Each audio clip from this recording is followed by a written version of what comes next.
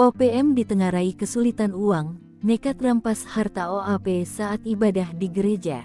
Pasca bikin onar di distrik Homeo, OPM kembali bikin ulah pada Minggu tanggal 5 Mei tahun 2024. Jemaat yang sedang ibadah di gereja kali ini menjadi target organisasi yang juga dinamakan KKB tersebut. Satgas Chartens yang ditugaskan memberantas OPM sudah mengetahui kejadian ini. Adanya gangguan dari OPM di Kabupaten Pegunungan Bintang dibenarkan oleh Asatgas Humas Operasi Damai Chartens 2024 AKBP Bayu Suseno. Hingga saat ini, Satgas Chartens belum mendapatkan laporan adanya korban jiwa dari peristiwa tersebut. Meski demikian, Satgas yang terdiri dari anggota TNI dan Polri ini terus siaga di lokasi kejadian. Bayu mengatakan, masyarakat yang diganggu OPM sedang melakukan ibadah di gereja di Kabupaten Pegunungan Bintang. Para pelaku juga merampas laptop salah satu jemaat yang merupakan kepala Puskesmas Borme. Sebanyak 4 anggota OPM dengan membawa senjata api mendatangi jemaat yang sedang melaksanakan ibadah minggu. Nakes yang HP-nya dirampas bernama David Korwa dan Ferdian Rumansara.